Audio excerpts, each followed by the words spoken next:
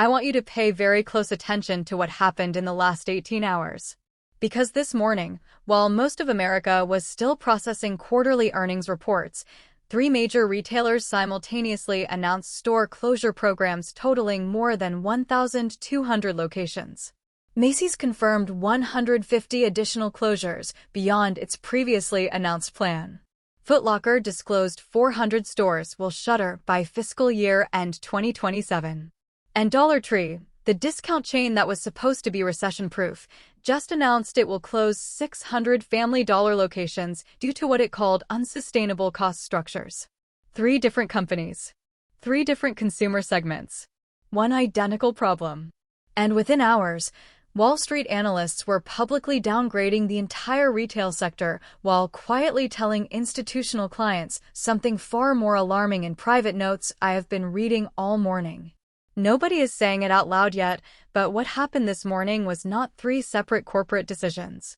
It was the same structural fracture appearing in 3 different places at once. I have been going through the earnings transcripts, the lease obligation disclosures, the supplier payment terms, and the credit facility amendments that came with this morning's announcements.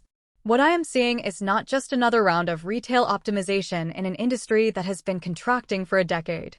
What I am seeing is a moment where 3 separate margin models collapsed simultaneously in 3 different price tiers, with 3 different customer bases, and produced a result that none of the 3 companies, nor their creditors, nor their landlords, actually prepared for. That is how sector-wide crises begin. Not with a single bankruptcy filing, but with synchronized failures that reveal the entire industry was built on assumptions that no longer hold.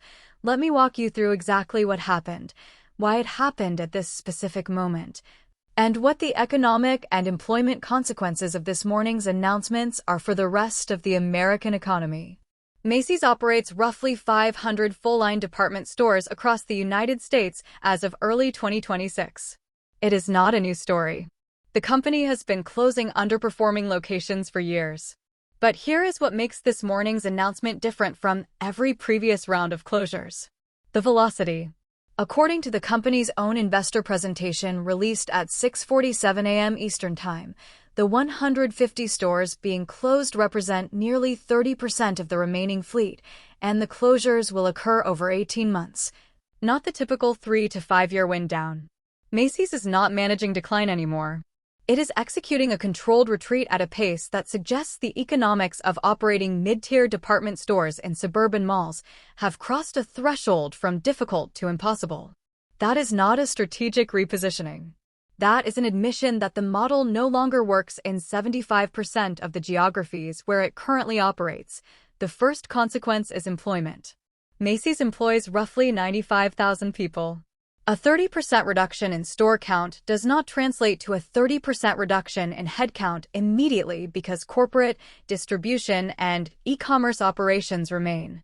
But retail floor staff, visual merchandisers, stockroom workers, and store management do not transfer to digital channels. Conservative estimates suggest 22,000 to 28,000 job losses over the next 18 months, most of them in secondary markets, where Macy's was often the anchor employer in aging shopping centers. These are not jobs that re-emerge in other sectors. Retail employment that disappears in 2026 does not reappear as manufacturing or technology employment in 2027. It disappears permanently. The second consequence is commercial real estate. Macy's stores average 175,000 square feet. That is not a space that landlords can easily re-tenant. When a Macy's closes, the mall does not get a new anchor. The mall enters a death spiral. Traffic collapses. Inline tenants see revenue drop by 30 to 40%. Co-tenancy clauses trigger rent reductions or lease terminations. Within 24 months, what was a struggling but operational shopping center becomes a stranded asset generating insufficient cash flow to service its mortgage. There are roughly $180 billion in outstanding commercial mortgages secured by retail properties in the United States. A significant portion of that debt is tied to properties anchored by exactly the kind of stores Macy's is now closing. That debt was underwritten based on occupancy and rent assumptions that this morning's announcement just invalidated. The third consequence is Macy's itself. The company carries approximately $4.2 billion in long-term debt. Closing 150 stores removes revenue, but does not proportionally remove debt service obligations. Lease termination costs, severance, inventory liquidation, all of these create near-term cash outflows that stress liquidity exactly when revenue is contracting. Macy's is not filing for bankruptcy this quarter, but it is entering a configuration where a modest external shock, a credit downgrade, a supplier demanding cash-on-delivery terms, a holiday season that underperforms by 8%. Any of those could trigger a liquidity event that forces a restructuring. Now let me tell you about Foot Locker, because the dynamic here is different, but the conclusion is identical. Foot Locker operates approximately 2,500 stores globally, with roughly 1,800 in North America. This morning's announcement disclosed that 400 stores, nearly one-quarter of the North American fleet, will close by the end of fiscal 2027. The company framed this as a portfolio optimization focused on high-productivity locations. That is corporate language. Let me translate it into economic reality. Foot Locker's business model depends on selling branded athletic footwear, primarily Nike, Adidas, and a handful of other major labels, at full retail prices to customers who could buy the same products directly from the brands online, often at lower prices with better selection. That model worked when malls had foot traffic and when brand websites were clunky and when consumers valued the in-store experience. None of those conditions exist anymore. Nike's direct-to-consumer revenue has grown from 16% of total sales in 2015 to more than 44% in 2025. Nike does not need Foot Locker. Adidas does not need Foot Locker. And customers who can get free shipping and free returns from Nike.com do not need Foot Locker either. The result is a retailer with 2,500 stores, enormous lease obligations, and a value proposition that erodes further every quarter. Closing 400 stores is not a strategy to restore growth. It is a strategy to slow the rate of decline long enough to manage debt maturities and hope that something changes in the external environment. What could change? Consumer spending could accelerate dramatically. Unlikely in a high-interest rate environment. Brands could reverse their direct-to-consumer strategies and recommit to wholesale partners. Unlikely when DTC generates higher margins and better customer data. Commercial landlords could reduce rents to levels that make marginal stores profitable again. Unlikely when landlords themselves are facing mortgage covenants based on revenue per square foot assumptions that no longer hold. Foot Locker is not closing 400 stores because of bad management. It is closing 400 stores because the industry structure shifted and left no viable path forward for a mall-based footwear retailer operating at this scale. Employment consequences. Foot Locker employs roughly 18,000 people in its North American stores. A 25% reduction in store count translates to approximately 4,000 to 4,500 direct job losses, most of them part-time retail positions with no benefits, no transferable skills certification, and no severance beyond statutory minimums. These job losses concentrate in exactly the demographics already experiencing the highest financial stress: workers under 25 and workers over 55 re-entering the labor force. Neither group has easy alternatives when retail contracts. Commercial real estate consequences. Foot Locker stores average 3,500 square feet in enclosed malls and 4,200 square feet in street locations. These are not anchor boxes, but they are traffic drivers.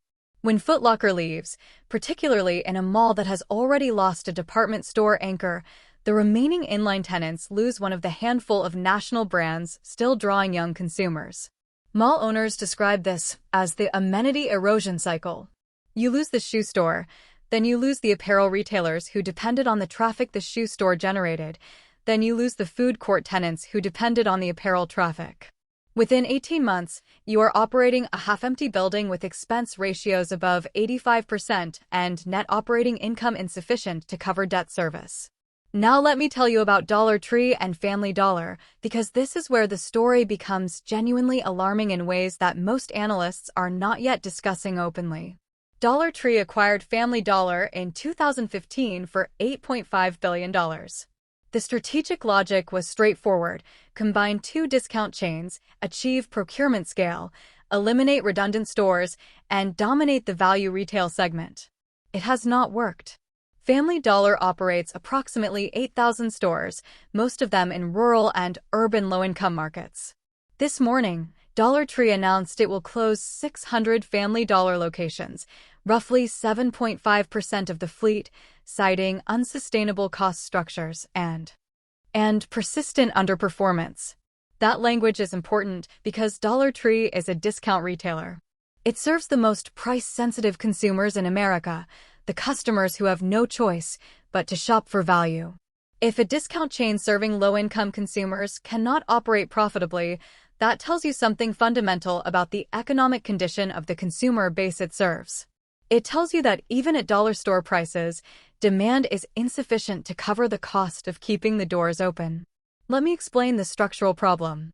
Family Dollar's core customer is a household earning less than $40,000 per year. That household has seen grocery prices rise 28% since 2020, rent rise 34%, utilities rise 22%, and auto insurance rise 26%. Nominal wages for low-income workers have risen approximately 16% over the same period. The gap between income growth and cost of living growth for Family Dollar's core customer is roughly 12 percentage points. That gap is not being filled by savings because this customer demographic has no savings. It is being filled by credit cards, buy now pay later schemes, and reduced consumption. Family Dollar is closing 600 stores because the customers it serves can no longer afford to buy even the cheapest available versions of the goods they need. That is not a retail problem. That is an economic crisis presenting as a retail problem. Employment consequences. Family Dollar employs approximately 60,000 people across 8,000 stores. A 600-store closure program eliminates roughly 4,500 jobs, nearly all of them minimum wage or near minimum wage positions with no benefits. These are workers who are already living paycheck to paycheck while employed. When Family Dollar closes, they do not transition to higher wage employment. They transition to unemployment, to gig work, to government assistance, or to informal economy activity that does not appear in official statistics. Commercial real estate consequences. Family Dollar stores average 7,500 square feet in strip centers and standalone locations, primarily in economically distressed areas. These are properties that were already difficult to lease before Family Dollar announced closures. When Family Dollar leaves, the landlord does not get a replacement tenant. The landlord gets a vacant box in a market with median household income below $35,000, where no other national retailer wants exposure. These properties do not release. They go dark. And the mortgages secured by them enter special servicing. Now let me connect these three announcements to the broader economic structure, because what happened this morning is not three isolated corporate events. It is a synchronized failure across three different consumer segments that reveals the entire consumption-driven growth model of the American economy is under more stress than official statistics indicate. Macy's serves the middle-income suburban consumer. Foot Locker serves the youth and young adult sneaker culture consumer. Family Dollar serves the low-income urban and rural consumer. Three different demographics. Three different geographies. Three different price points. And all three announced mass closures within the same 12-hour window because the underlying consumption dynamics that supported all three business models have deteriorated past the point where the models remain viable. Let me give you the macroeconomic context. Retail sales growth has decelerated from 5.2% year-over-year in Q4 2025 to 2.1% in Q1 2026. Consumer credit card debt has reached $1.17 trillion, with delinquency rates climbing to 3.8%, the highest since 2011. The personal saving rate has fallen to 3.2%, below the pre-2008 average. Real disposable income growth, adjusted for inflation, is effectively flat for households in the bottom 60% of the income distribution. These are not statistics that support a healthy retail environment. These are statistics that predict exactly what we saw this morning: mass closures across multiple segments simultaneously. Here is what I want you to understand about how this connects to the broader economy. Retail is not a small sector. It employs approximately 15.8 million people, roughly 10% of total U.S. employment. It generates approximately $5.8 trillion in annual sales. It occupies approximately 15 billion square feet of commercial real estate space, securing an estimated $400 billion in commercial mortgages. When retail contracts, it does not contract in isolation. It pulls employment, real estate, consumer spending, tax revenue, and credit markets with it. The 1,200 stores being closed this morning represent approximately 31,000 direct job losses. But the indirect employment impact is significantly larger. For every retail job lost, an estimated 0.6 jobs disappear in adjacent sectors: logistics, warehousing, local services, property management, security. That multiplier suggests this morning's announcements will eliminate approximately 50,000 total jobs over the next 18 months, most of them in markets that are already economically fragile. The commercial real estate impact is more severe. The 1,200 stores being closed occupy approximately 85 million square feet of retail space. At an average rent of $18 per square foot, that represents $1.53 billion in annual rent that will vanish from landlord cash flows. Most of that rent secures mortgages underwritten at debt service coverage ratios between 1.25 and 1.35. When the rent disappears, the coverage disappears, and the loans enter default. We're talking about approximately $12 to $15 billion in retail-secured commercial mortgages that are now at elevated risk of default based solely on this morning's announcements, before accounting for the secondary failures that will follow when adjacent tenants lose traffic and trigger co-tenancy clauses. Now let me tell you why this matters beyond retail, because it does matter beyond retail in ways that are direct and measurable. The Federal Reserve has held interest rates elevated specifically to cool consumer demand and bring inflation under control.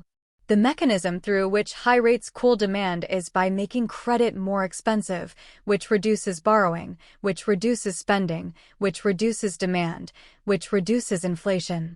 That mechanism is working. This morning's announcements are evidence that it is working. But the mechanism does not stop working just because inflation reaches the Fed's 2% target. It keeps working until something breaks.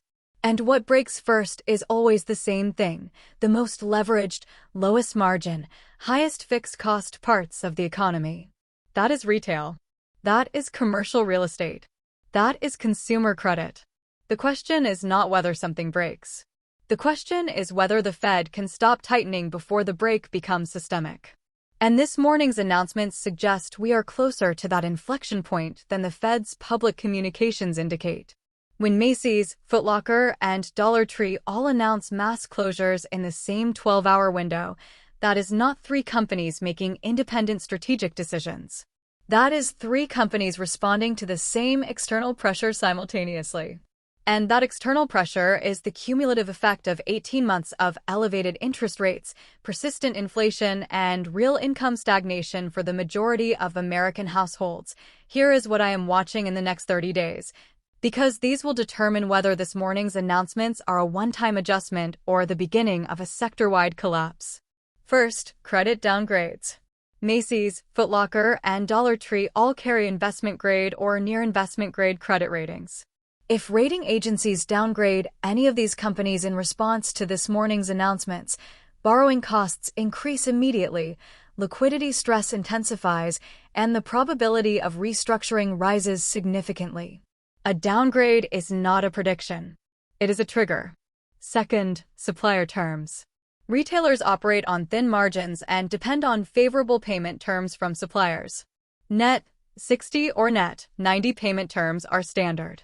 If suppliers, spooked by this morning's closures, begin demanding cash on delivery or tightening credit terms, working capital stress intensifies immediately. Retailers that cannot stock inventory cannot generate sales.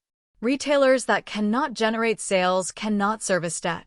That feedback loop accelerates quickly once it starts. Third, holiday performance. We are entering Q4, the the critical holiday shopping season that generates 30 to 40% of annual revenue for most retailers. If holiday sales underperform even modestly, say 5 to 7% below expectations, dozens of retailers currently operating near break-even will fall into loss-making territory. Loss-making retailers in a high-rate environment do not survive long. They restructure, they liquidate, or they get acquired at distressed valuations. All three of these dynamics share one common element: they are accelerants. They do not cause the underlying stress. They accelerate its conversion from manageable pressure into acute crisis. And acute crises in retail do not stay contained in retail. They spread to commercial real estate, to regional banks that hold the mortgages, to consumer credit markets, to employment, to tax revenues in the municipalities that depend on sales taxes and property taxes. Here is what I want you to understand about how this connects to your economic life directly. Every major retailer that closes stores removes jobs from local economies. Those jobs supported households. Those households paid rent, bought groceries, serviced car loans, paid utilities. When the jobs disappear, the household spending disappears. When household spending disappears, the businesses that depended on that spending see revenue decline. When revenue declines, those businesses cut costs, which means cutting jobs, which means more household spending disappears. This is not a theoretical cycle. This is the mechanical process through which localized retail failures become regional economic contractions. When I tell you that this morning matters, I am not talking about corporate strategy abstractions. I am talking about a chain of economic mechanisms that runs from a Macy's closure in a suburban Ohio mall directly to your local tax base, your local employment rate, your local commercial property values, and ultimately to your household financial stability, whether you work in retail or not. Subscribe now. Turn on notifications. The next 30 days in this story will determine whether this morning was an isolated round of closures or the opening phase of a synchronized retail collapse. Credit ratings, supplier terms, holiday sales performance. All three will be clear within weeks. This is not slowing down.